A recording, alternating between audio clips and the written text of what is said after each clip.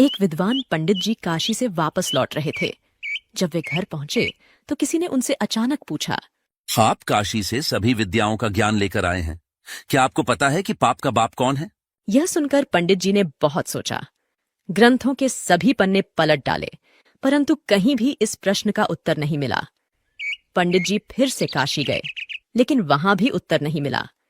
हताश होकर उन्होंने निर्णय लिया कि जब तक इस प्रश्न का उत्तर नहीं मिलेगा, तब तक वे चैन से नहीं बैठेंगे।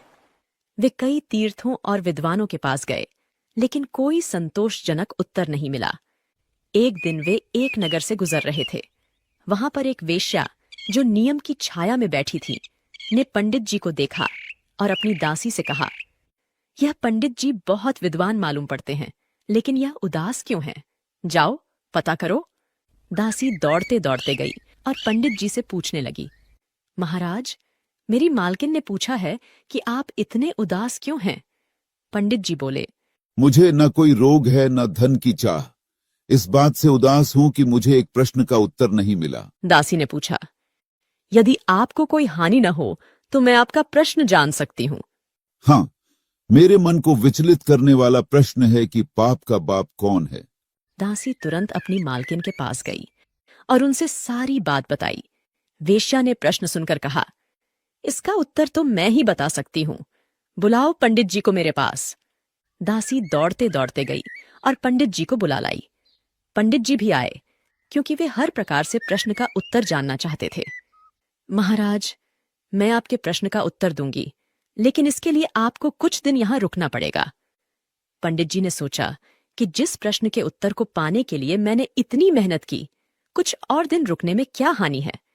उन्होंने वेश्या का प्रस्ताव स्वीकार कर लिया।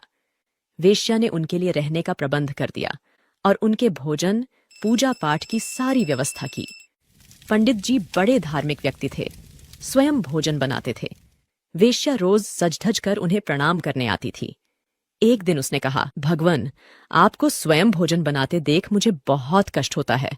अगर आप अनुमति दें तो मैं स्नान करके पवित्र वस्त्र पहनकर भोजन बना दिया करूंगी, और यदि आप मुझे यह सेवा करने का अवसर देंगे तो मैं आपको 10 स्वर्ण मुद्राएं रोजाना दक्षिणा में दूंगी। आपकी सेवा करने से मेरे पापों का भी उद्धार हो जाएगा। पंडित जी के सरल हृदय पर वेश्या की नम्र प्रार्थना का बहुत असर पड़ा। पहले तो उनके मन में बहुत हिचक हुई, किंतु ठहरे लोगों ने प्रेरणा दी कि अरे भाई, इसमें हानि क्या है? बेचारी प्रार्थना कर रही है, स्नान करके शुद्ध वस्त्र पहनकर भोजन बनाएगी, और यहाँ कौन सा अपने गांव का या घर का देख रहा है। 10 सोने की मोहरें मिलेगी। यदि कुछ गलत लगेगा तो बाद में छोड़ देंगे। पंडित जी ने वेश्या की बात मान ली। वेश्या ने बड़े प्रेम से भोजन बनाया। बड़ी श्रद्धा से उसने ब्राह्मण के पैर धोए, सुंदर पट्टा बिछा दिया और नाना प्रकार के सुगंधित पकवानों से थाली भर दी। पंडित जी के आगे परोस दिया, किंतु जैसे ही ब्राह्मण ने थाली में हाथ डालना चाहा, वेश्या ने एकदम थाली उनके आगे से हटा दी। यह क्या मजाक है? यह मजाक नहीं है पंडित जी, यह तो आपके प्रश्न का उत्तर है। यहां आने से पहले आप भोजन तो दूर, किसी के हाथ का पानी भी नहीं पीते थे, मगर स्वर्ण मुद्राओं के लोभ में आपने मेरे हाथ का बना खाना भी स्वीकार कर लिया। यह लोभ ही पाप का गुरु है। दोस्तों, क्या आपको वेश्या की बात सही लगी? अगर हाँ तो कमेंट करके हमें बताइए। दोस्तों, अगर आप अभी तक हमारे साथ इस वीडियो में बने हुए हैं तो कृपा करके बताएं कि आप हमें किस प्रदेश से देख रहे हैं